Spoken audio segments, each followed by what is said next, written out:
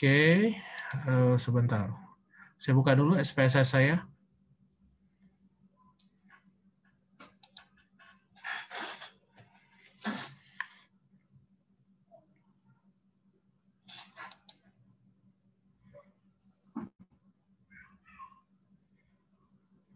Sebentar ya.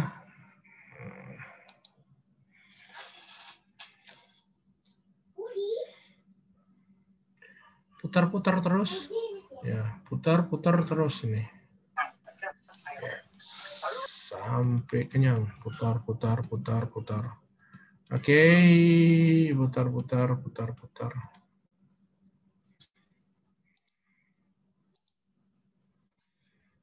Oke, saya mulai dari uji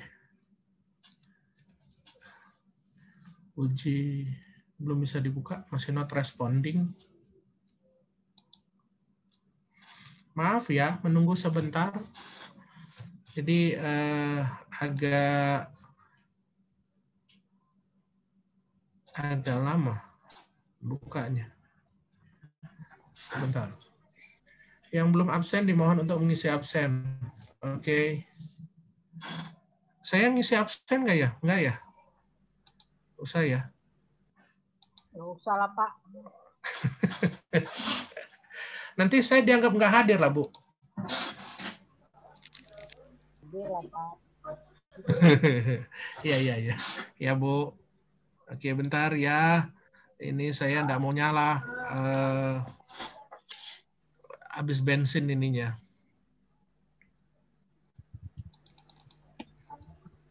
Apa sambil menunggu jika ada pertanyaan dari mahasiswa? Oh ya, silahkan. Good. Ya, betul. Silahkan. Kalau ada yang, atau Anda punya konsep khusus untuk semester 8, bagi Anda yang punya konsep skripsi, kita bisa bahas di ruang ini sembari saya menghidupkan SPSS saya yang sebelumnya mati. Oh, sakti kali saya ngidupin yang sebelumnya mati. Silahkan. Ada masalah sama skripsinya, kita bisa bahas. Silahkan. Ada yang mau tanya, silahkan. Semester 8. Semester 6 belum skripsi kan? Silahkan. Ada yang mau tanya, silahkan. Ini biasanya lama ini nyalanya. Tadi tuh sudah saya buka, saya tutup lagi karena keberatan di Zoom-nya. Sekarang bukanya sulit. Ada yang mau tanya, silakan. Ayo, semester 8 yuk. Nggak usah takut. Nggak perlu ada yang ditakutkan. Silakan. Ada yang mau tanya? Atau berkaitan dengan materi lain deh. Maksudnya tuh, jangan tanya saya akuntansi ya. Saya bukan orang akuntansi. Kalau Anda, coba Pak isi buku besar tuh. Saya buku kecil aja nggak bisa ngisinya. Ya, coba silahkan Anda mau tanya silahkan. Apa ya, tanya apa sajalah. Mungkin tanya ada yang tentang mau tanya, ada yang berbenturan. Ada berbenturan mengenai statistiknya mungkin teman-teman di sini. Ya, boleh. Ya. Oke. Pak, saya ingin bertanya, Pak. Belum ada ya? Silakan. Ya, izin Pak, Bu. Silakan. Saya Rian Juliansyah, masih semester 6, jadi belum skripsi. Ya. Tapi saya ingin bertanya terkait skala pengukuran, Pak. Nah, misalnya saya tuh mau data kuesioner kan, Pak. Biasanya umumnya kan pakai skala ordinal, skala Likert tadi kan. Ya, betul. Misalnya, ya. Dan misalnya di penelitian saya nanti saya ingin menggunakan analisis faktor pada uji hipotesisnya. Di mana analisis faktor ini kan harus menggunakan skala interval. Jadi apakah bisa dari skala ordinal kita convert ke skala interval atau mungkin ke skala-skala lainnya, saling convert gitu, apakah bisa, Pak? Oh, boleh. Ya. Ada metode namanya MSI. Ya, MSI. Dulu waktu saya masih sekolah dengan Bu Ruli itu sering ngobrol tentang MSI itu. Ya. Jadi dia merubah jadi skala ordinal dirubah menjadi dirubah menjadi interval. Boleh ya. boleh. Tapi tetap nanti ketika Anda mau meregresnya Anda butuh yang namanya komposit. Komposit itu adalah data yang mewakili tiap konstruk. Misalnya ada variabel, misal variabel X, ada 6 pertanyaan misalnya, ada 6 pertanyaan. Kalau Anda mau meregres, Anda tidak mungkin meregres X11, X12, 11 tidak mungkin. Maka diizinkan menggunakan komposit namanya. Komposit itu didapat dari penjumlahan ke 6 ordinal ini, didapatlah komposit.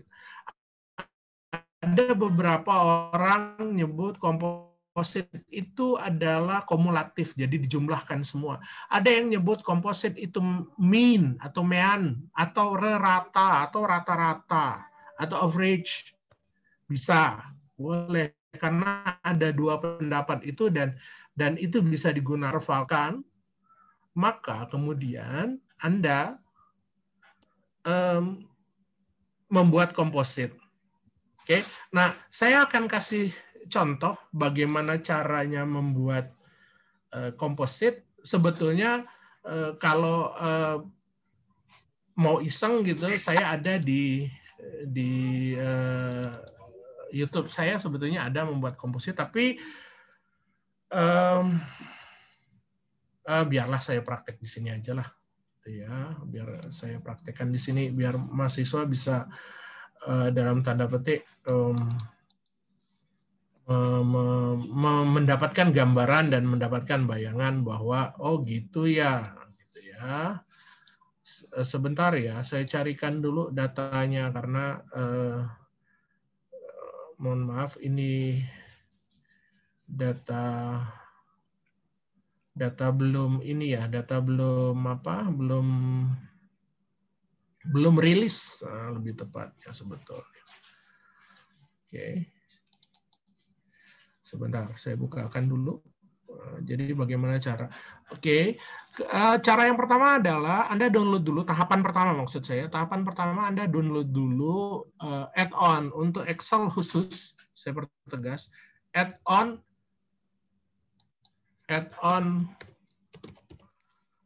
Stata 97. Stat 97 for Excel. Oh, add-ins. Saya share dulu ya. Nanti Anda bingung. Ya. Mana ya? Oh ini ya. Ini internetnya. Oke. Nah, bisa lihat ini. Ya. Saya ketik di sini add-ins 97 for Excel. Nih. Kalau Anda klik, kalau Anda enter, oke. Ya. Kalau ini Anda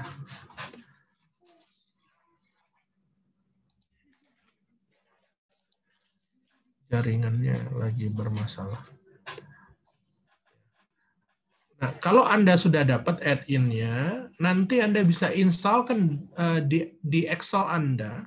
Nah, ini nih, add-in Stat 97.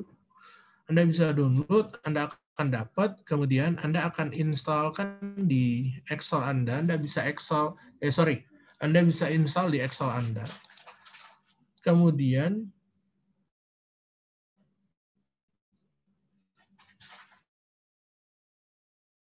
nah, saya tidak dapat datanya. Banyak juga nggak apa-apa Pak Hendrik. Ini kita kenangan kita Stat 97 ini. Iya, Stat 97. Dulu ya Bu ya. Banyak yang nggak tahu nih. Banyak yang nggak tahu nih untuk manipulasi data. Manipulasi data Rugi ya. Yang nggak hadir hari ini. Sobat. Rugi. Ya, sebetulnya kalau manipulasi data, sebentar ya, saya stop dulu ini, saya ganti dulu. Bukan manipulasi data dalam tanda kutip ya. Ya betul.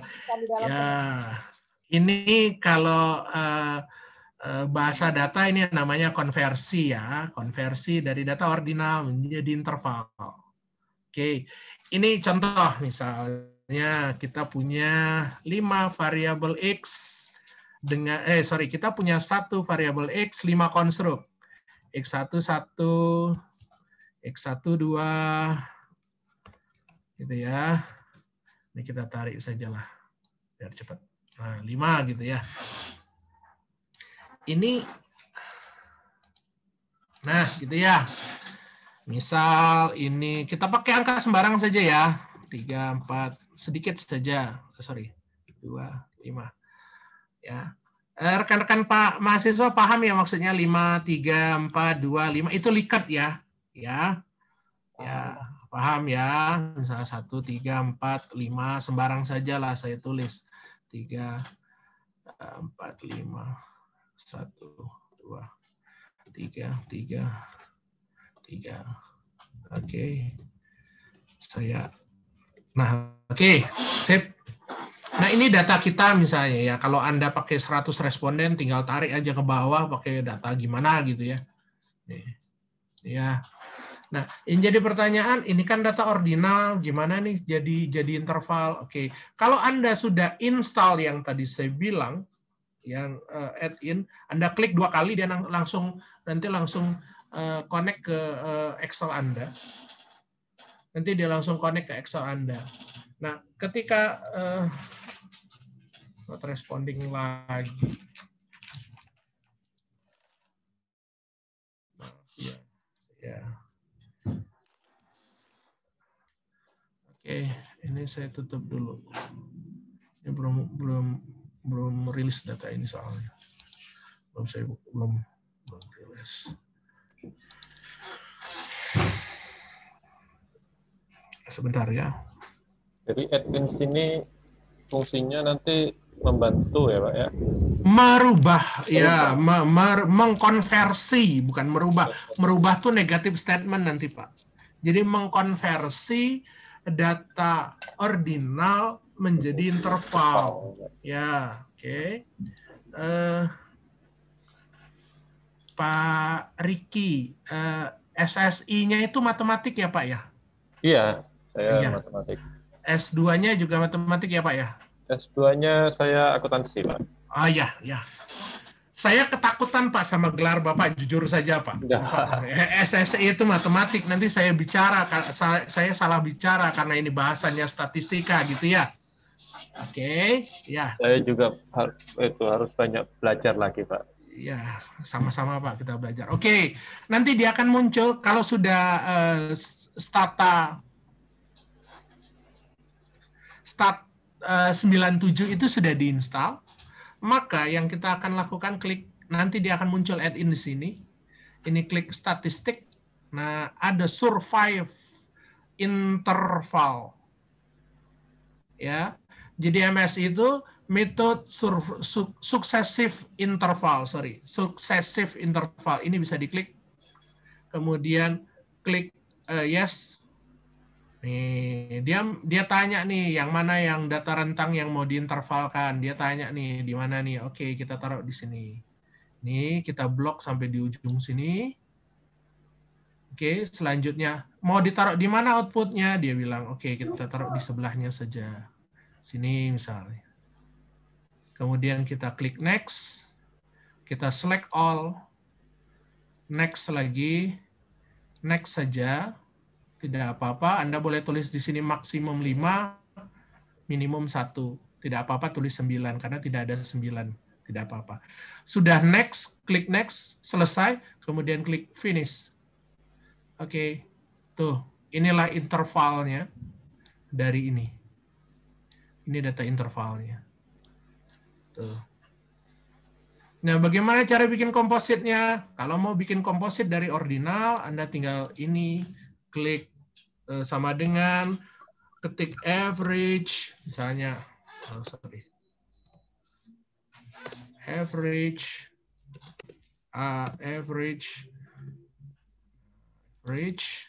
Anda bisa blok dari sini sampai ke sini, tutup, enter. Ini mean-nya. nilai tengah rata-ratanya, atau Anda bisa kumulatifkan sama dengan sum. Ini bikin komposit ya, kalau Anda mau ngeregres pakai komposit ini. Nah, untuk suksesif Anda lakukan hal yang sama di sini untuk bikin kompositnya. Silahkan. Seperti ini. Oke. Nah, nanti untuk diregres Anda bisa gunakan komposit. Nah, untuk SEM, saya pertegas, untuk SEM Anda tidak perlu pakai komposit. Anda nanti pakai data inilah. Oke, nanti Anda pakai data ini. Ya. Saya lanjut ya. Nah, tadi pertanyaan temannya yang berkaitan dengan itu tadi, kalau data Anda ordinal, bisakah diintervalkan? Bisa. Metodenya ini, pakai MSI, Method Successive Interval. MSI. Add-in-nya di statistik, di Excel adalah stat 97. Ya, seperti itu. Oke. Ada pertanyaan lagi? Silahkan. Sebentar. SPSS saya. Ada yang tanya tadi? Silakan teman-teman. Ada yang tanya? Pertanyaan lagi. Silahkan. Ada yang mau tanya lagi? Silahkan. Oke. Ya, kalau nanti ada mau tanya, silahkan ya. Nanti seiring berjalan waktu saja. Ya, nanti saya sampaikan. Oke. Oke, saya akan mulai dulu dari SPSS-nya. Kita mulai olah data ya. Kita mulai olah data. Ya, bisa lihat SPSS saya, bisa ya? Bisa ya lihat SPSS? Sudah terlihat? Sudah ya? Sudah, Pak. Sudah, Pak. Oke, good. Untuk sampai ke tahap ini sudah bisa belum? Teman-teman mahasiswa? Buat nama di atas, terus entry data, dan lain sebagainya. Sudah bisa? Sudah, Pak Hendrik. Sudah. Bisa. Oh, sudah. Oke, good. Nah, sekarang, pernah pakai SPSS sampai di mana? Uji apa saja yang pernah dipakai? Karena kalau sudah saya sampaikan tentang ini, ya rasanya mubazir juga, lebih baik tidak. Uji validitas pernah pakai?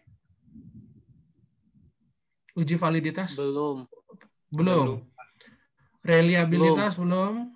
Belum juga. Oke. Oke, good. Ya, saya mau runtut dulu berarti. Oke. Kalau Anda pakai kuesioner, saya pertegas lagi, kalau Anda pakai kuesioner, di mana kuesioner itu pakai data ordinal, terutama data ordinal, saya pertegas, kalau nominal tidak usah. Pakai ordinal atau interval, ordinal saja ya, pakai ordinal. Kalau asumsi klasik nanti baru ordinal dan interval. Kalau pakai ordinal, maka wajib diuji validitas dan reliabilitas. Apa itu validitas? Apa itu reliabilitas? Uji validitas dan reliabilitas adalah satu paket uji kehandalan model, uji kehandalan kuesioner. Ya, uji kehandalan kuesioner. Jadi, kalau kita mau membuktikan bahwa kuesioner kita ini udah handal loh, udah sesuai dengan targetnya, udah sesuai dengan apa yang kita inginkan hasilnya dan lain sebagainya, maka wajib diuji dulu.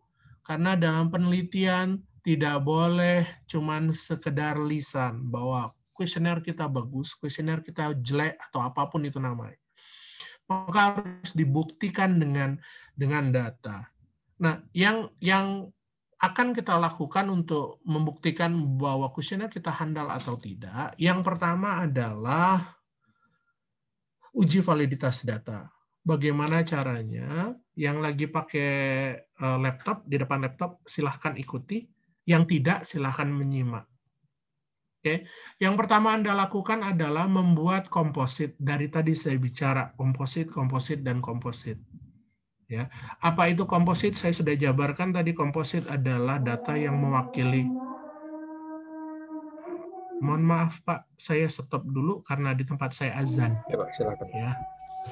Di sini sebentar lagi ya. Ya. Mohon maaf. Rekan-rekan mahasiswa tuh perhatikan ya. Ini sudah mulai udah mulai implementasinya. Siap, Bu. Ya, oke, sip.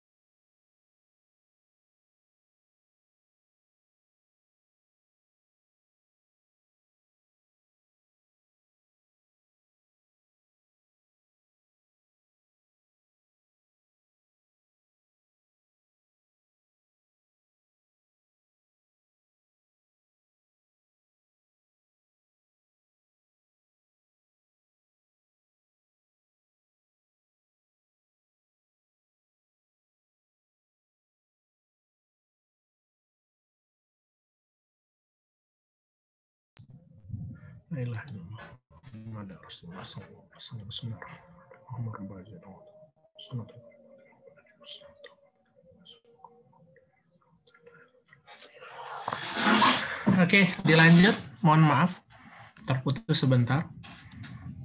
Tidak apa-apa. Oke, kita mau buat komposit. Dengan komposit, Anda bisa kemana-mana nanti. Ya, saya pertegas, Anda bisa kemana-mana. Dengan komposit, Anda bisa uji validitas. Dengan komposit, Anda bisa uji reliabilitas. Dengan komposit, Anda bisa regres sederhana, regres berganda bisa. Dengan komposit, Anda bisa korelasi, koefisien determinasi. Dengan komposit, Anda bisa uji hipotesis, uji T, dan uji F. Ya, dengan komposit. Kita mulai. Ya, saya pelan-pelan sekali ya. Mohon maaf, saya harus pelan-pelan sekali. Ini data sudah siap dengan menggunakan data yang sudah saya share kemarin. Silahkan datanya dibuka. Oke, silahkan datanya dibuka. Kemudian, yang pertama saya lakukan adalah klik transform. Kalau Anda datanya sudah siap di Excel, gampang, tinggal average. Tapi kalau datanya ada di SPSS, maka yang Anda lakukan adalah klik transform. Saya pelan-pelan ya, mohon maaf. Transform. Kemudian klik compute variable. Oke, ini diklik. Saya ulangi, klik transform, klik compute variable, akan keluar seperti ini. Halaman seperti ini. Ya. Kemudian target variable Anda bisa tulis di sini composite X1. Ya. Nah, Anda boleh di total boleh, di min boleh, terserah. Ya. Biasa banyak orang pakai di total, boleh. Oke, kita pakai total misalnya. Bagaimana cara mentotalkannya adalah Anda ini klik X1, klik 2 kali, masuk dia ke sini. Oke, klik tambah, ini ada simbol tambah, klik X2, ini, X12, sorry, X12, klik tambah lagi. Klik tambah lagi, kemudian terus sampai X1 selesai. Sini X1 sampai 7 ya. Oh, sorry.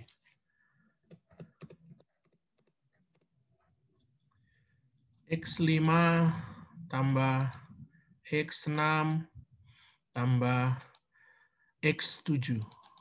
Nah, selesai di sini, tekan OK. Saya ulangi, yang pertama Anda lakukan adalah ketik komposit X1, kemudian dijumlahkan semuanya, kemudian tekan OK. Dia akan bentuk kolom baru pada SPSS Anda, kolom baru namanya komposit X1. Oke, ini nih. Nah, lakukan itu untuk semua variabel yang ada, untuk semua variabel yang ada saya sebut. Ya, lakukan transform, compute. Ini supaya kosong lagi, ini kosong, Anda cukup klik reset. Bersih lagi layar nih. Klik, ketik lagi komposit X2 ya, X2. X2. Kalau ada yang ketinggalan bingung, bilang ya, bersuara ya. X2. Kita masukkan sini. Tambah, masukkan sini. Tambah, masukkan lagi. Tambah, masukkan lagi.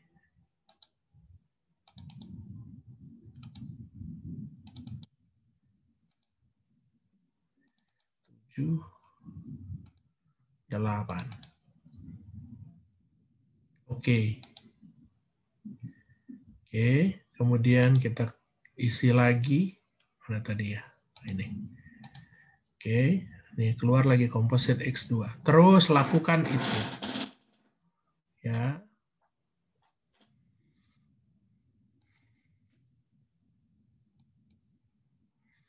Nah, untuk menghemat waktu, Anda silahkan lakukan ini sampai seterusnya. Ya. Saya akan putus sampai di sini. Ya. Nah, yang pertama lakukan adalah uji validitas. Gimana sih uji validitas itu? Uji validitas adalah, maaf ya, ada yang lagi ngetik suaranya sampai ke sini. Ya. Oke, uji validitas. Anda harus teruskan ya sampai Y2 seperti itu. Nanti ada Y1, Y2 Anda lakukan itu. Saya sampai di sini by dulu. Itu ya, nanti kalau misalnya ada yang mau tanyakan silakan. Ya, Anda bisa teruskan. Oke, yang berikutnya. Uji validitas, saya mulai dari awal uji validitas. Uji validitas itu caranya adalah klik analyze. Saya pelan-pelan loh ya. Analyze, kemudian correlate, kemudian bivariate, ya. Nih, nanti keluar seperti ini, bivariate, correlate. Bisa gunakan Spearman, bisa gunakan person correlation. Bisa gunakan dua ini, salah satu pilih saja, jangan dikeluarkan dua-dua, pilih salah satu. Ketika Anda pilih yang ini, maka ini matikan. Ketika Anda pilih person, maka Spearman matikan. Beberapa ahli bilang bahwa ordinal hendaknya pakai Spearman, tapi beberapa ahli juga bilang bahwa person correlation baik untuk ordinal. Oke. Berikutnya, test significance two tail atau one tail. Nah, ini pilihan opsional. Anda bisa gunakan two tail, Anda bisa gunakan one tail. Apa ketentuannya ketika Anda gunakan two tail? Apa ketentuannya gunakan one tail? Pada two tail biasanya keluarnya 5%. Kalau one tail biasanya keluarnya 1%. Ya. Atau kalau dari sisi Anda bicara hipotesis, hipotesis, ada one tail, ada two tail gitu ya. Hipotesis kalau bicara tentang bivariate correlation itu 5% dan 1%. Tapi kalau dari sisi hipotesis, apa itu one tail, apa itu two tail? Kalau one tail biasanya arah hipotesis, kalau one tail, saya ulangi, kalau one tail arah hipotesisnya sudah diketahui. Di mana ketika Anda menulis hipotesisnya sudah ada arah. Contoh, diduga terdapat pengaruh positif antara X dan Y. Positif, ada sebut positif di situ. Slope-nya sudah disebut, arahnya sudah disebut. Maka gunakan one tail. Kenapa one tail? Arahnya sudah tahu. One tail tuh ekornya cuma satu ya. Kenapa disebut one tail? Karena ekornya cuma satu. Kalau arahnya sudah jelas, bisa kanan atau bisa kiri saja. Nah, saya pertegas. Bisa kanan saja, bisa kiri saja, maka disebut one tail. Nah, two tail apabila arah hipotesis Anda belum diketahui. Contoh, diduga terdapat pengaruh signifikan antara X dan Y. Tidak nyebut arah di situ. Maka gunakan two tail. Kenapa? Karena bisa di kanan, bisa di kiri, atau bisa positif, bisa negatif. Seperti itu. Oke? Nah, uji validitas saya contohkan dua saja ya, dua saja nanti Anda bisa kerjakan ini di rumah gitu ya. Nah, uji validitas bivariate correlation Anda bisa masukkan X11 sampai X17. Ini tekan shift, Anda klik yang pertama ini, kemudian Anda tekan shift, Anda klik yang paling bawah. Nah, ini. X1 kan batasnya X7 nih, X17, maka masukkan dengan klik yang tengah. Oke. Kemudian masukkan yang komposit X1 tadi. Nah, ini nih bawahnya. Nih tambahin di situ. Oke. Kemudian tekan OK. Ya. Nih, seperti ini. Yang mana yang mau dibaca? Yang ada tulisan kompositnya aja yang dibaca. Jangan yang lain dibaca. Pusing kalau seluruh angka ini dibaca. Yang satu baris ini atau satu kolom ini. Ini angkanya sama loh ya. Ini matrik angkanya sama. X1 itu akan sama dengan X1. X1 kolom, ini komposit sini, akan sama dengan X1 baris yang ini. Ini akan sama angkanya dengan ini. Ini akan sama angkanya dengan ini. Jadi, kalau ada mahasiswa yang suka main-main tentang uji validitas, sudah tahu datanya tidak valid, maka dikotak-katik, nih ditulis ulang, cukup matriknya diperhatikan. Kalau lain, nah itu manipulatif tuh. Ya, itu gampang saja tuh. Ini jangan dibuka rahasianya, Pak. Oh, ya. Ada dosen juga. Rahasianya, Pak. Iya. Cukup dosennya yang tahu. Oh ya, oke deh kalau gitu. Ya, tadinya saya membuka semua rahasia-rahasia yang di sini. Nanti ya Bu ya, ajak dosen-dosen UBB nanti saya bongkar semua rahasia yang ada di sini. Jadi dosen-dosen cukup baca outputnya itu sudah tahu tuh. Oh, data Anda fiktif nih, data Anda fiktif. Tidak perlu tidak perlu tidak perlu ditelusuri sampai detail, cukup dibaca saja.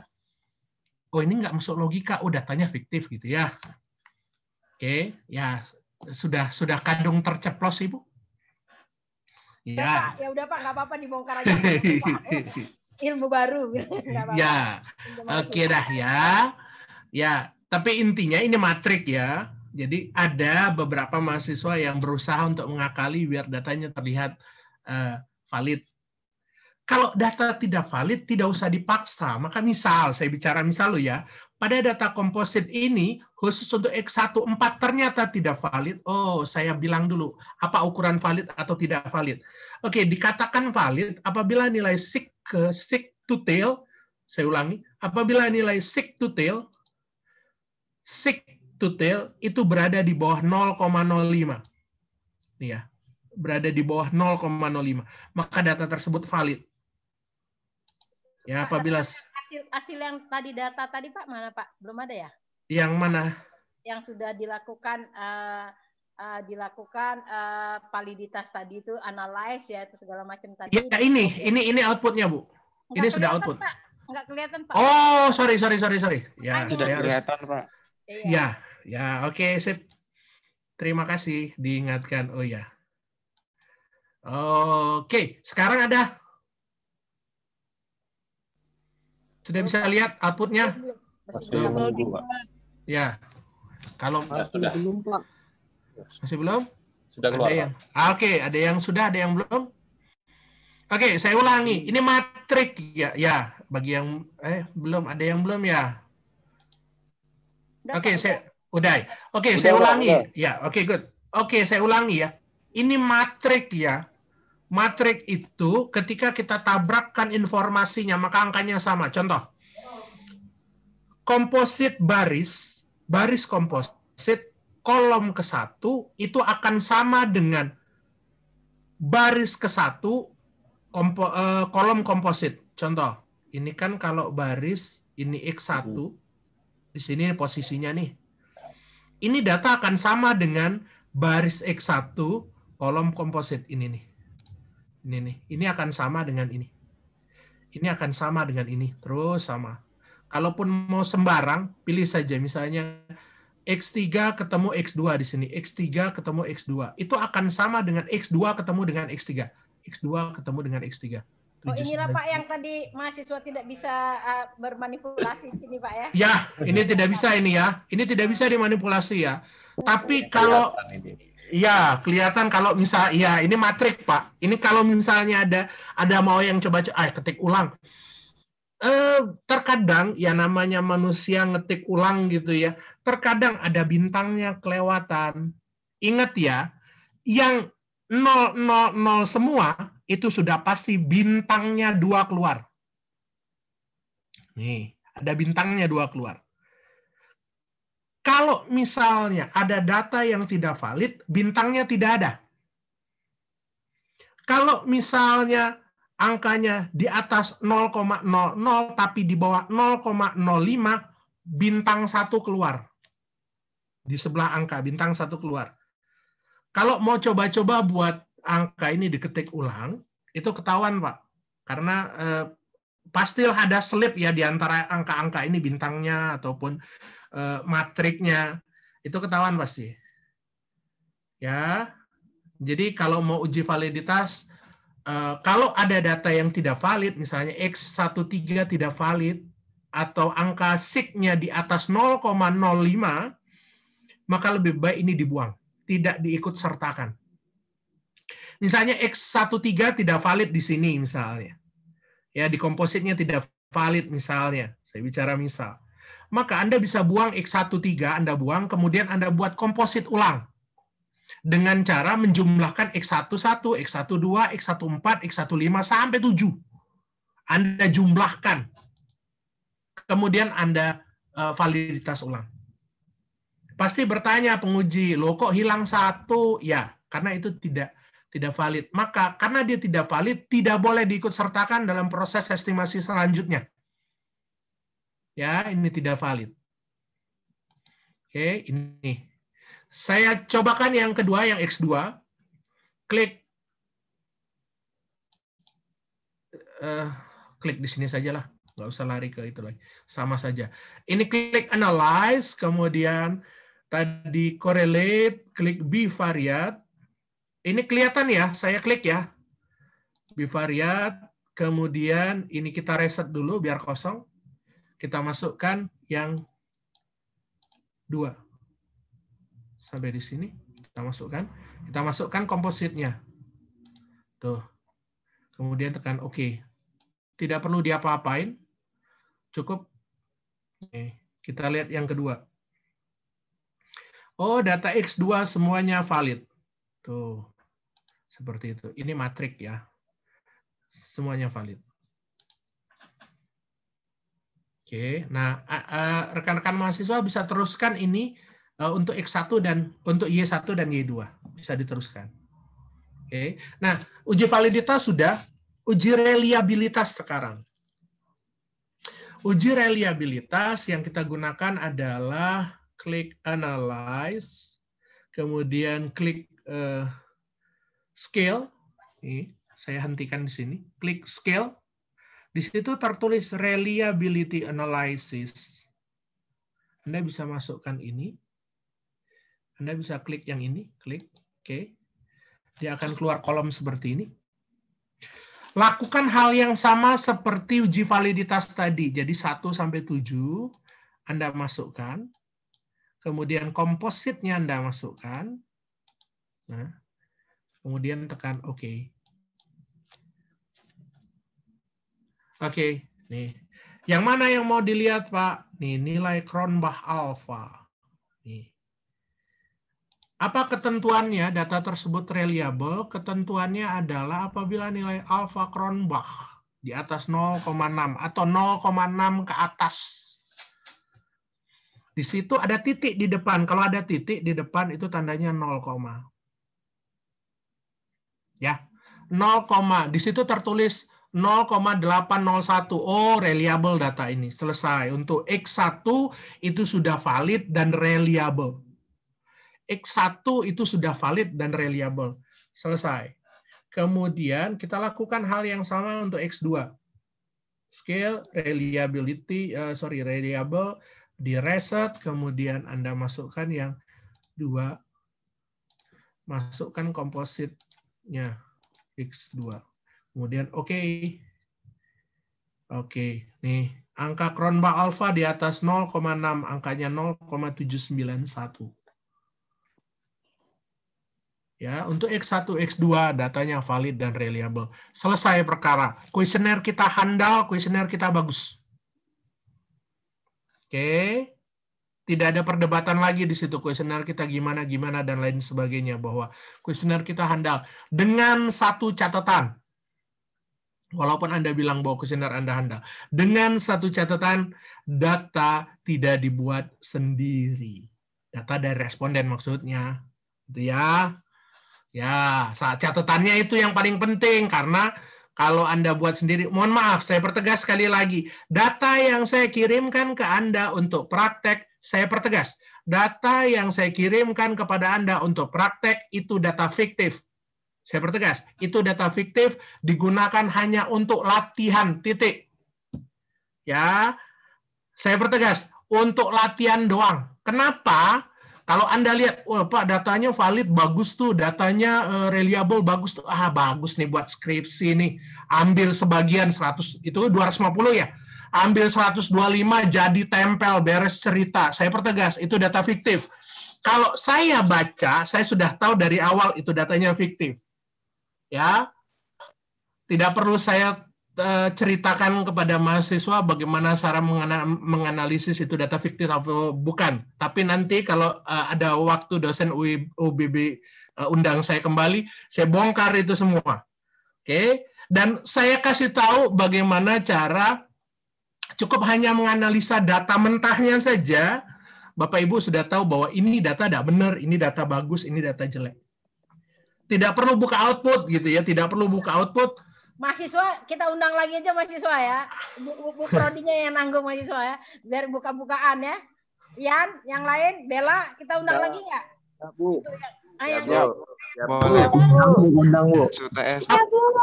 Undang ya? Ya. Tapi mahasiswa nanti direpotkan Ibu ya, bahwa enggak repot. Ya, secara teknis aktivitas tidak direpotkan, tetapi secara data direpotkan. Maksudnya gini, kalau mau manipulatif, kalau dibikin gini ketahuan, dibikin gitu ketahuan. Jadi ya bagus sebetulnya sih. Ya, jadi inisiatifnya bagus. Oke deh, nanti di lain waktu kita ngobrol lagi mengenai. Oke, ini sudah valid dan reliable untuk X1 dan X2. Saya pertegas sekali lagi, mohon maaf ya. Data yang saya kirim adalah data fiktif. Jangan dicoba-coba itu untuk skripsi. Ya, mohon maaf ya, karena kalau Anda mau coba itu di uji validitas, reliabilitas, hasilnya pasti bagus. Anda regreskan pun hasilnya bagus. Ya, ada triknya deh gitu, bagaimana caranya gitu ya. Nantilah kapan-kapan ya. Enggak kapan-kapan Pak, mahasiswa sudah WA saya dalam waktu dekat itu juga akan dilakukan kok. Wah, itu barang dagangan saya, Ibu.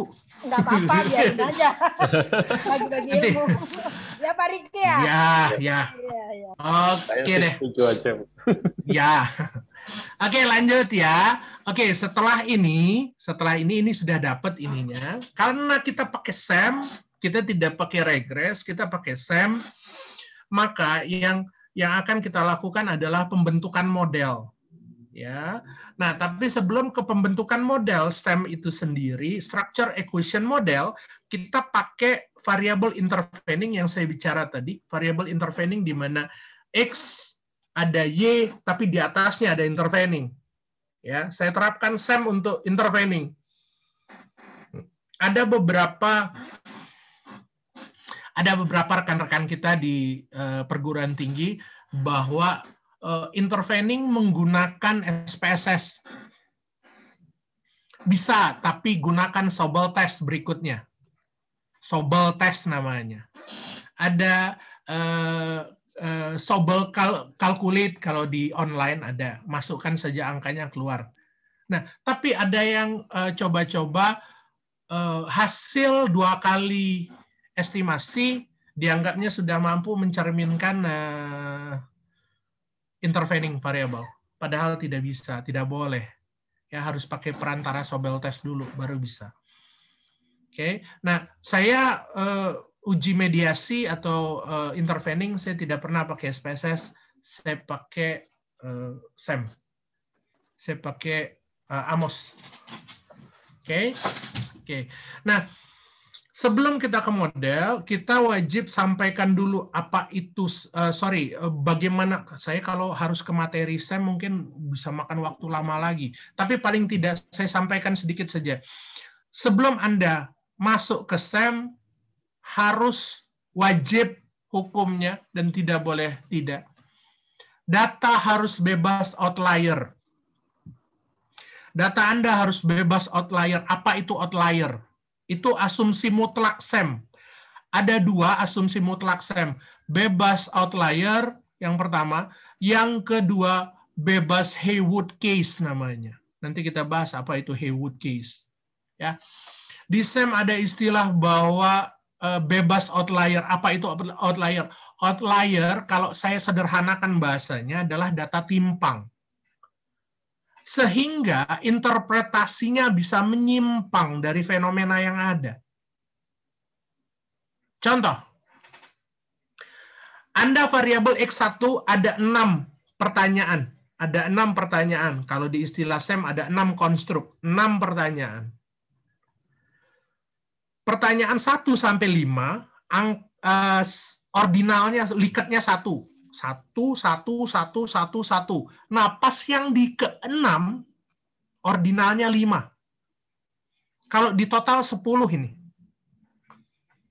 Ya. Kalau di rata-rata, diterjemahkan dan dirata-ratakan, ini sekitar 1,6 lah ya. Kalau 10 dibagi 6, 1,6 sekian lah. 1,6 lah. Maka diinterpretasikan bahwa ada 6 orang dengan persepsi 1,6. Itu yang jawab 1 marah tuh. Kenapa? Karena saya jawab 1, bukan jawab 1,6. Yang 5 itu akan protes. Kenapa? Saya jawab 5, bukan 1,6. Nah, itu outlier. Yang 5 ini outlier. Kesalahan dalam interpretasi nantinya. Kalau Anda terjemahkan gini, dari 6 orang ini, 5 orang punya pegang uang 1.000 rupiah, yang orang ke-6 pegang uang 5.000. Total 10.000. Kalau Anda rata-rata, orang 6 ini jadi 1,6. 1.600 lah taruhlah. Ya. Oh, punya 6, orang 6 punya 1.600. Itu kalau diterjemahkan dalam logika, ini orang yang punya uang 1.000, senang tuh. Dibilang, oh pegang uang 1.600. Tapi yang pegang uang 5.000 marah. Kenapa? Aku pegang uang 5.000 kok dibilang 1.600. Nah, itu nanti terjadi kesalahan interpretasi nantinya. Ya, gara-gara outlier itu. Nah, di SEM harus bebas outlier.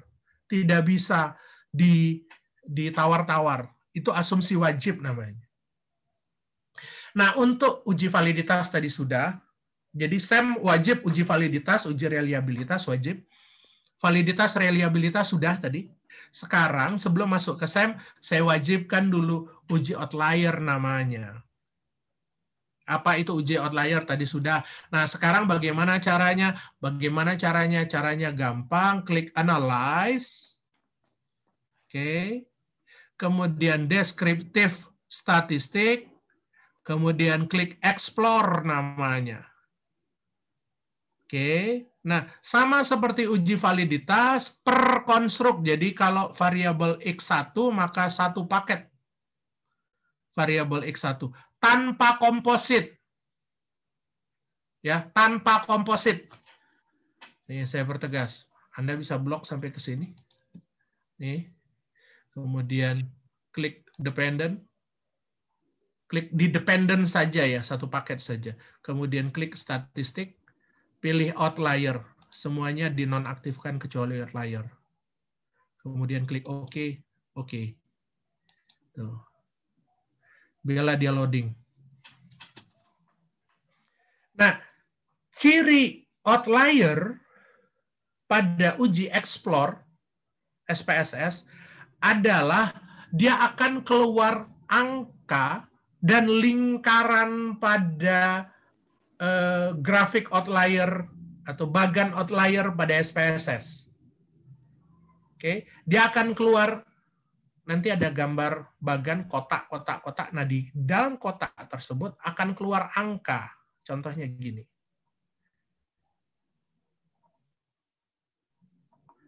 Ini. Ya. Kalau dia ada outlier, dia akan keluar angka-angka di bawah sini atau di atas sini, di atas, tapi masih dalam lingkup yang ungu ini ya, di dalam, dia di atas di sini atau di sini. Itu namanya outlier.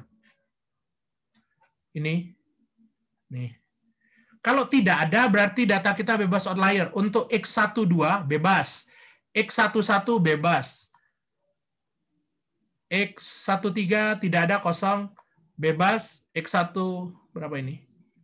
4 bebas, X15 bebas, X16 bebas, 7 bebas, 8 7 batas 7. Oke, saya mau buktikan data kita X11 bebas outlier ya. Saya mau buktikan bagaimana apabila ada outlier, tampilannya seperti apa. Nih, mohon maaf. Saya akan pindahkan dulu datanya ke SPSS punya. Ya. Ini ya, SPSS ya. Sudah lihat SPSS saya belum? Sudah lihat ya? Belum, Pak. Oh, belum. Oke. Loading ya. Kalau sudah lihat bilang ya. Sudah ya? Oke. Nih. Saya mau buat nih data yang bagus X11 sampai X17 jadi outlier. Tadi tidak ada outlier ya. Sekarang saya buat dia jadi outlier. Contoh, ini ada data X11 sampai X17. Kalau Anda lihat sini. Ya. Saya pilih nih ya. Saya ganti 5 jadi 1, 2 saja. Nih. Ya, saya buat dua data saja di 7 dan 8. Di sini 1, di sini 1. Tadi tidak ada outlier ya. Oke. Nah, sekarang saya cek di output. Ya.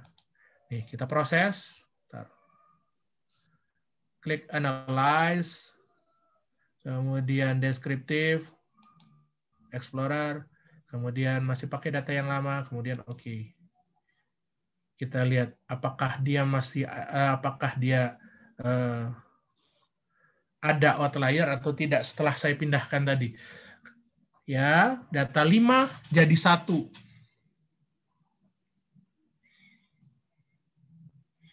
Oke, sebentar ya. Laptop saya masih mencari hitungannya sendiri. Saya kelamaan enggak, Bu? Ini baru tahap awal loh, Bu. Saya masih lama ini. Ini udah jam 4. Tak apa. Nanti mungkin ada part 2 mungkin. Nah, ini ya. Tadi ada saya kotak-katik ya. datanya. Oke, tuh keluar tuh 7. Tuh. Ya, tuh 7. X1 ingat ya, X11 keluar angka 7. Itu tandanya di kolom X11 di data kita, di kolom X11 di baris ke-7 lihat angkanya outlier itu. Ini petunjuknya gitu. Di kolom X11 di baris 7 itu outlier. Dia petunjuk di sini. Kita lihat lagi di bawahnya. Ini outlier juga nih. Ini X12 di kolom X12 di baris ke-7 itu outlier. Tadi saya kasih juga di X3 kalau nggak salah. Bukan X berapa tadi? Nih. Nih X4 di baris ke-8, X4 di baris ke-8 outlier itu. Ya. Ini juga nih. Ini outlier. Ya. Maka kalau ada outlier, harusnya baris ini dibuang. Baris ini dibuang, baris ke-8 dibuang. Tadi ada 7, baris ke-7 dibuang. Itu kalau yang sesungguhnya. Mohon maaf. Hati-hati mahasiswa ya. Harusnya tidak boleh nih. Kalau mahasiswa sudah tahu, oh outlier 1 X14, oh baris ke-8 outlier. Berapa di sana? 1, yang lain 5 semua. Dirubahnya tuh 1 jadi 5, hilang outlier ini. Boleh dicoba. Iya. Kayak tukang obat saya ya, boleh dicoba. Enak mahasiswanya jadi dapat rahasianya, Pak. Apa-apa kalau outlier, karena endingnya akan ke SEM. SEM berat memang. Ya. Ini tadi kan sebetulnya tidak ada outlier ya, karena saya rubah. Lihat, ingat, saya kasih satu biar ingat ya. X15 baris ke-8. Saya ganti dulu. X15 baris ke-8. Oke, ini X15 kolom baris ke-8. Ini outlier nih. Oke.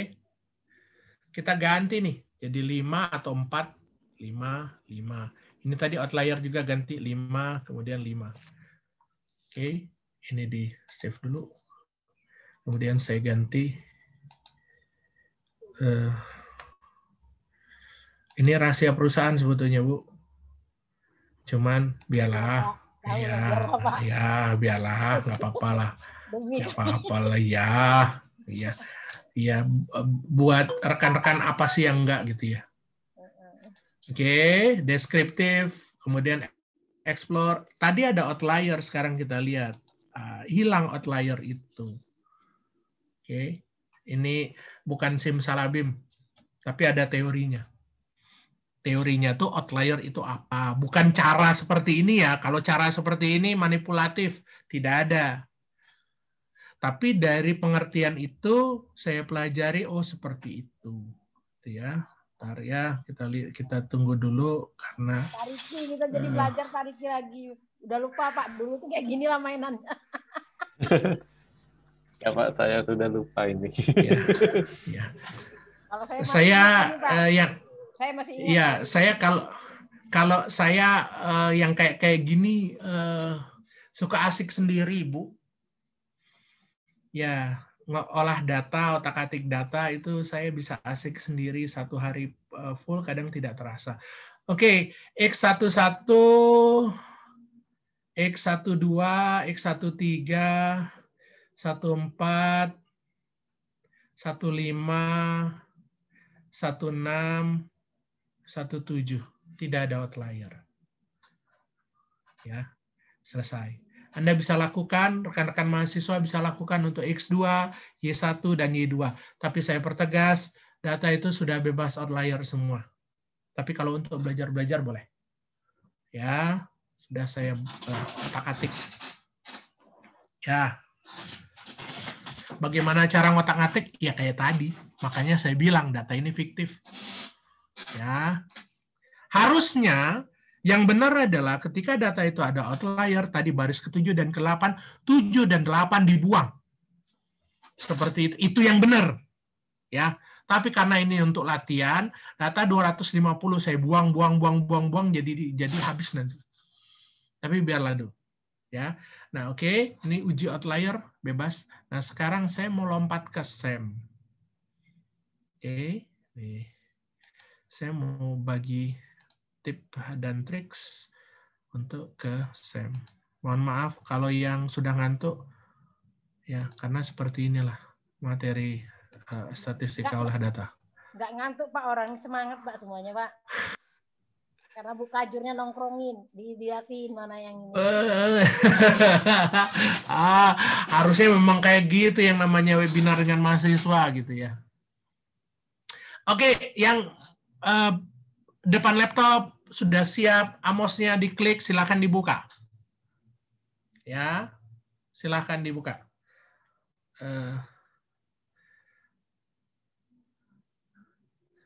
Oke, mohon maaf. Saya nyalain kipas angin dulu sebentar. Ini panas nih. Bentar Bu ya.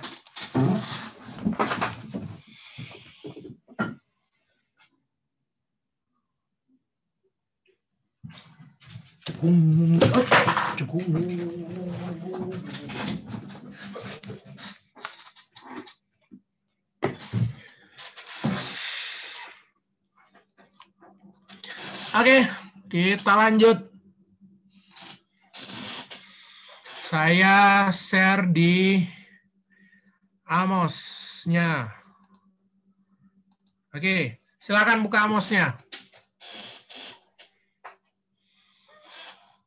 Sudah semua buka Amos? Kita mau gambar model nih. Saya pertegas, kalau data belum valid, data belum reliable, data belum bebas outlier. Oke, kita lanjut. Sekarang kita gambar modelnya dulu. Ya, modelnya tadi bahwa ada data interveningnya di tengah. Data intervening. Kalau dari data yang saya kirim pakai SPSS, ada 2 variabel X, ada 2 variabel Y.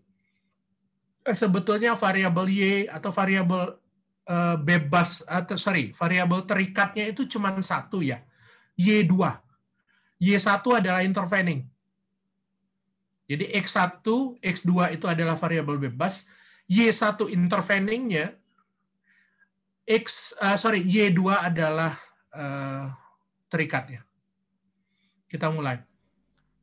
Yang pertama Anda lakukan adalah klik ke View. Oke, nah, silakan yang mau ngikutin, saya pelan-pelan dulu. Klik View. Klik View ini sebetulnya opsional, boleh iya, boleh tidak. Tapi kalau saya lebih suka di setting dulu. Kemudian klik Object Properties. Klik. Bukan Object Properties, tapi Interface Properties. Suka terbalik saya, Interface sama Object. Interface Properties. Klik. Saya mau setting layar kerja saya. Saya mau setting layar kerja saya menjadi lebih besar sedikit, ya. Dengan cara ngeklik height sama width-nya ini dirubah dari 11 jadi 14. Width-nya ini dari 8,5 diganti 14. Anda tidak merubah pun tidak apa-apa. Ya. Kalau saya kenapa setting 14 karena ini maksimal settingan 14. Layarnya akan melebar 14 inci, tingginya 14 inci.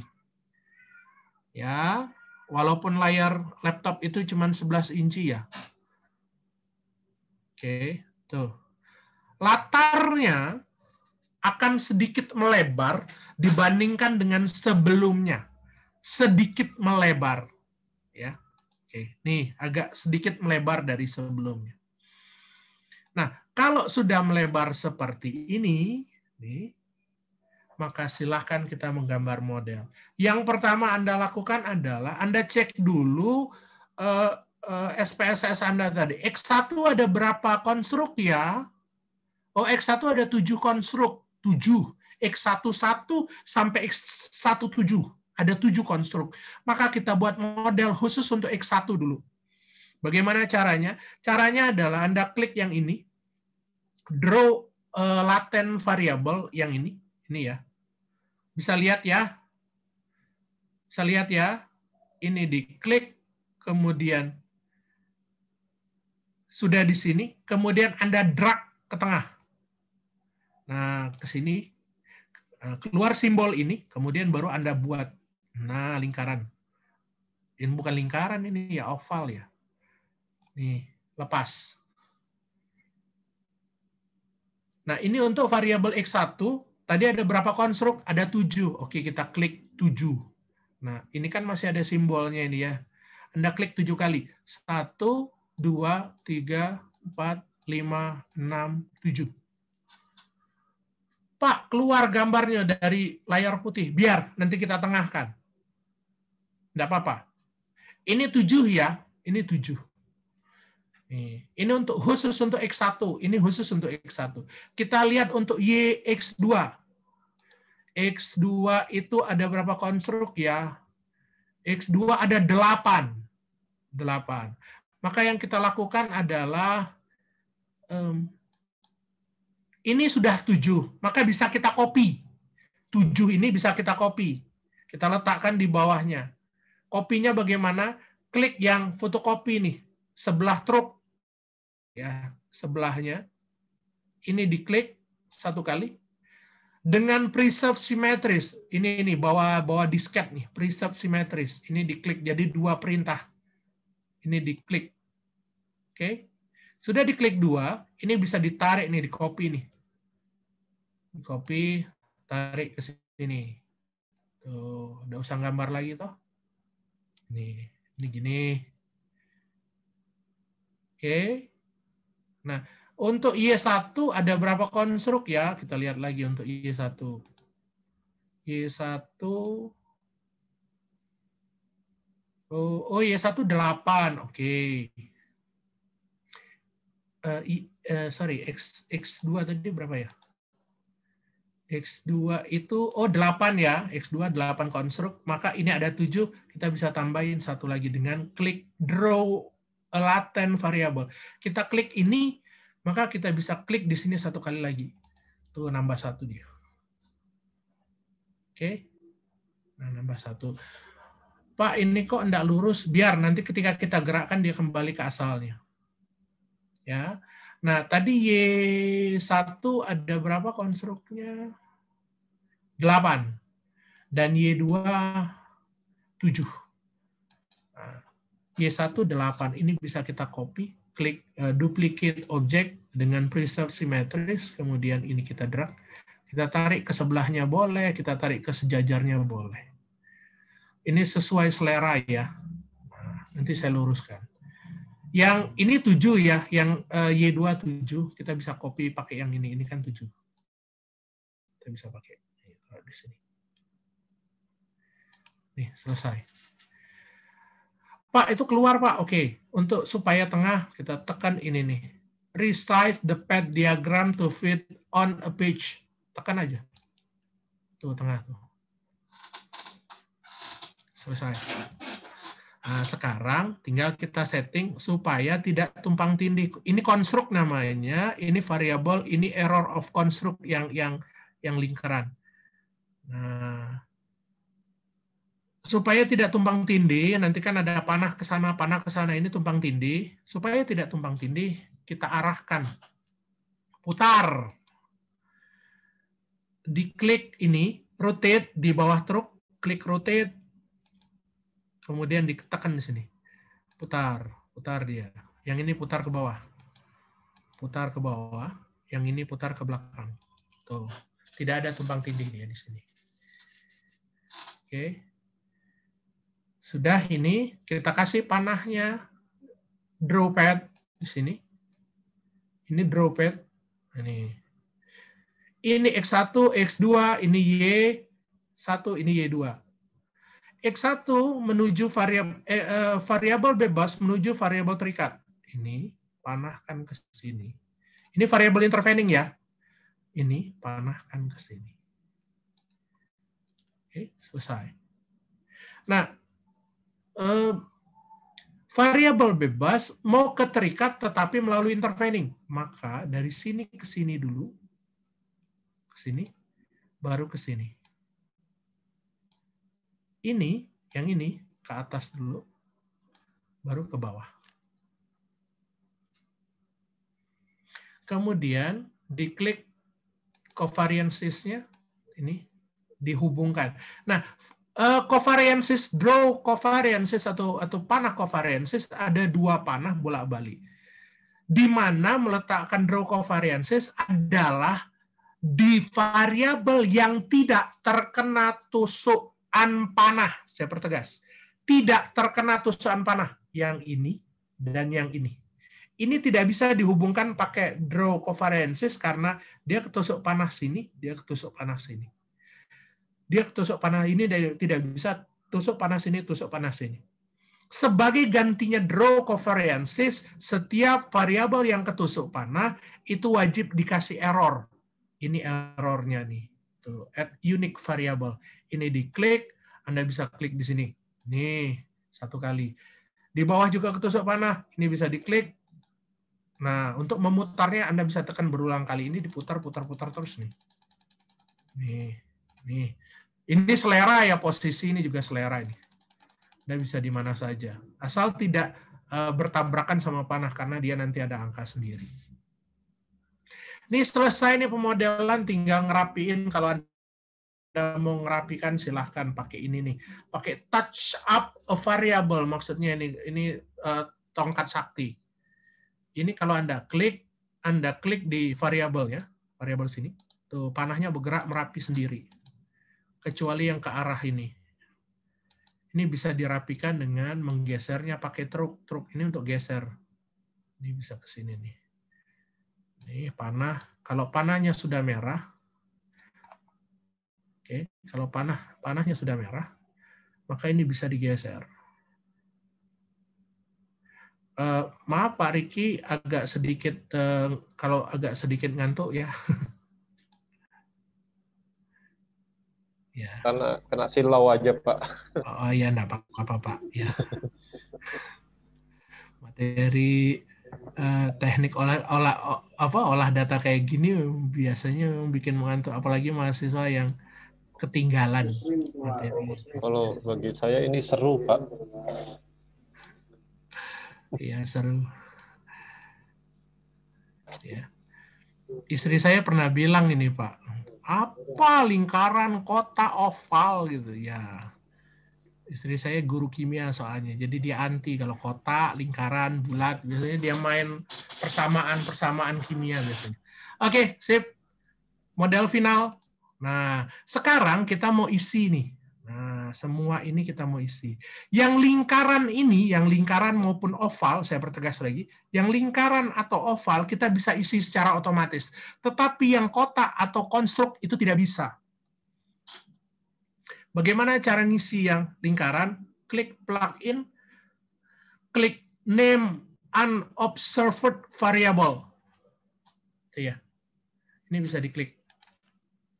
Tuh terisi semua tuh yang lingkaran. Yang lingkaran saja tapi, yang kotak tidak. Ini bisa kita ganti F1 ini jadi X1, diklik 2 kali. Nah, ganti di sini. X1, X1. Klik yang ini sebelahnya, klik ganti X2. Ganti sebelahnya di sini X3, Y1. Bawah sini Y2.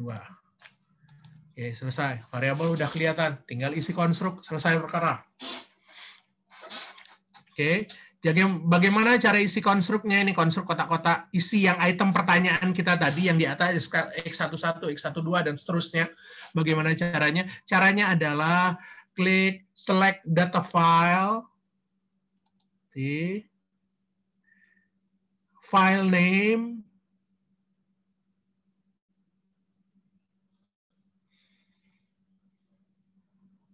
uji coba olah data AMOS final. Ini yang kita pakai tadi. Nih.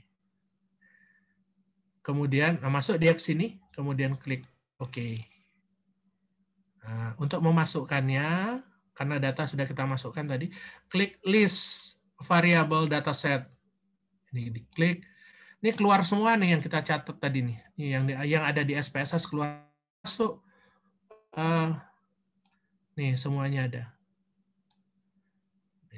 Jadi kita tinggal klik ini klik ke sini, ini klik ke sini, tarik di drag ya Pak ya, ini di drag semua ini, ini diklik sini, di drag ke sini, ini tarik di drag sini, oh sorry, ulang, tidak boleh ada tumpang tindih seperti ini, tidak boleh Pak ya, kita ulang, nah, kita tarik drag, pokoknya sampai kotaknya merah, nah ini kotaknya merah baru lepas, nah ini tarik sini sampai ke sini merah lepas.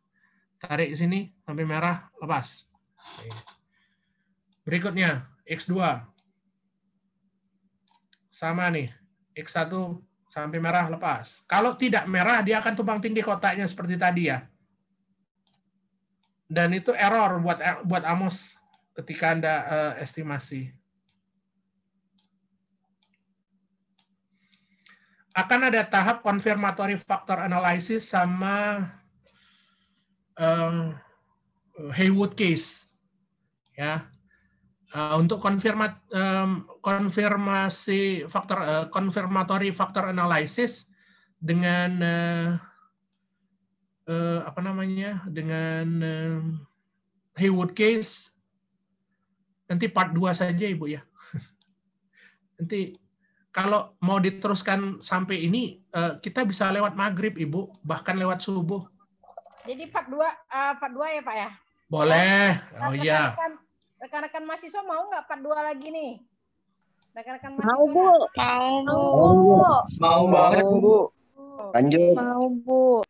Ya, jadi part 1 saya akan sampaikan sampai di sini, nanti ada tahap estimasi selanjutnya. Baik, Oke, Pak. ya.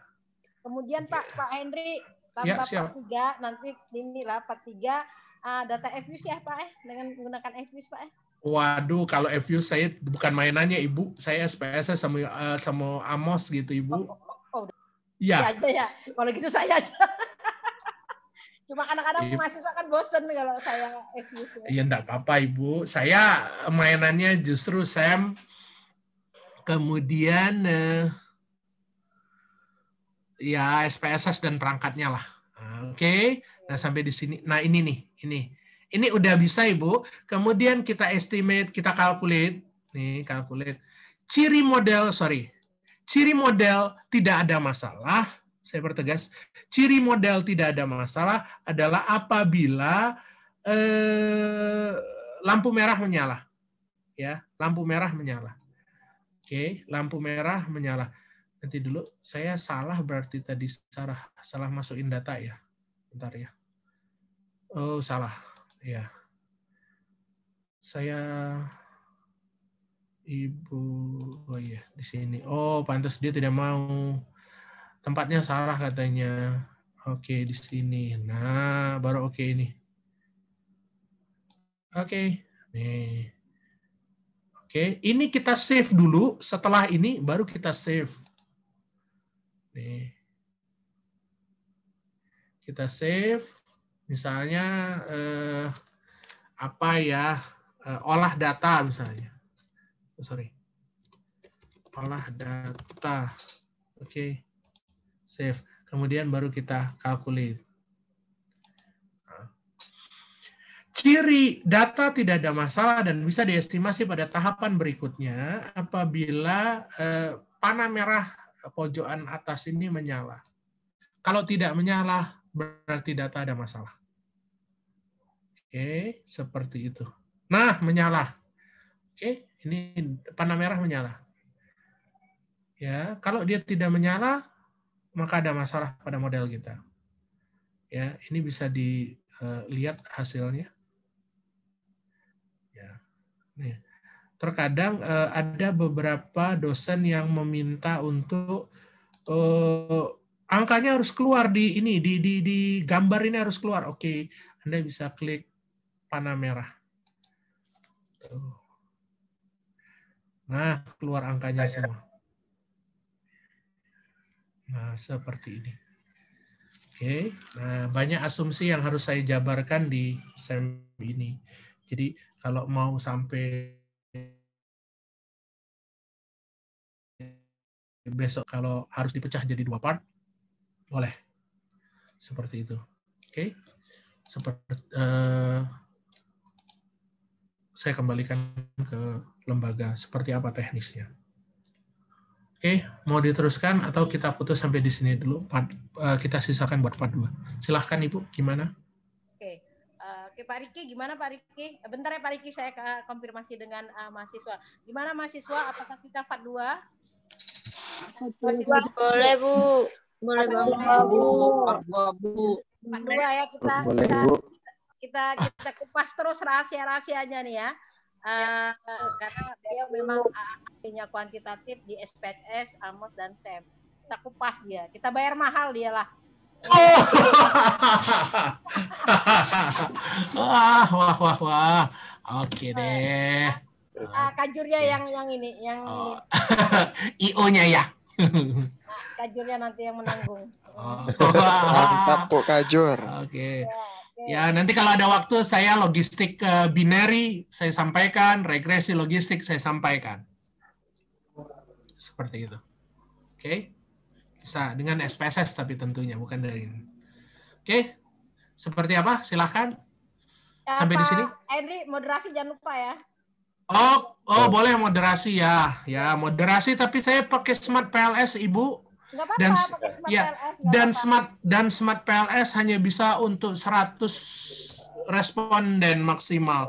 Kecuali kalau mau pakai trial 30 hari selesai. Nggak apa-apa pakai trial 30, nggak apa-apa. Oh iya, boleh. Nanti saya belajar. Karena ini salah satu adalah kurikulum merdeka ya, mereka bisa mengimplementasikan bukan hanya sekedar skripsi, nanti ada mahasiswa yang melanjut S2 mereka sudah siap gitu kan. Baik Ibu, terima kasih karena jujur secara personal, mohon maaf saya bicara secara personal, materi seperti ini di perguruan tinggi saya tidak laku, Ibu. Tidak laku itu dalam artian mereka tahu saya bisa tapi tidak pernah dipanggil tuh, Bu. Jadi di tempat saya tidak laku. Makanya saya berdagang di YouTube. Nah, gitu ya. Saya aktualisasi dirinya di YouTube. Ya, jadi rahasianya tadi udah dibuka. Iya. Aja mahasiswanya kalau mau manipulasi data. Iya, jadi saya secara personal terima kasih, sebetulnya ada yang menghargai kemampuan saya terima kasih banget buat teman-teman dari UBB gitu. Saya udah tahu Pak zaman kuliah kemarin Pak, jadi ya gitu deh Bu, ya intinya. Oke. Pak Riki, silakan Pak Riki, nanti kita sambung, nanti harinya kita tentukan ya. Oke, siap. Terima kasih banyak lo ya. Biar mereka masih fresh gitu, nah Pak. Baik Ibu, atur saja waktunya. Silakan siap. Pak Riki. Ya Bu, terima kasih kepada Bu Rulianti dan Pak Henry. Jika mahasiswa mungkin ada pertanyaan? Ada pertanyaan silakan. Ya, nanti kita sambung di part 2 yang selebihnya. Nanti ada part 2. Tapi kalau mau ada yang ditanyakan dulu silakan. Silakan. Mumpung gratis ya, silakan. Tidak ada masalah, silakan ya. Silakan mahasiswa, silakan. Ya, silakan. Sebelum iya Pak, silakan. Ya, kalau mau jalan-jalan ke YouTube channel silakan, Henry Wijaya, mukanya ada di situ deh. Lain sendiri gitu ya. Kalau Anda ketik Henry Wijaya SEM 1 orang, tapi kalau Anda ketik Henry Wijaya saja banyak. Ya. Seperti itu. Amos, Henry Wijaya Amos biasanya. Oke? Silakan. Terima kasih. Ya, untuk sebelum ditutup, mari kita buka dulu teman-teman di sini videonya untuk difoto bareng. Waduh, difoto. Saya udah rambut keberantakan nih, Pak. Iya. Ya. Rian tolong ya di ini ya seperti biasa ya. Aku pakai handphone Pak, mungkin teman-teman yang pakai laptop. Oh ya. Teman-teman ada yang pakai laptop mungkin? Nah, saya aja lah sekali. Ya. Oke, jadi ada 4 sesi, saking banyaknya 97 partisipan. Oke, sesi pertama, saya foto dulu, 1, 2, 3. Oke, senyumnya mana, senyum manisnya mana? Oke, yang kedua, bentar. 1, 2, 3. Oke. Yang ketiga. 1, 2, 3.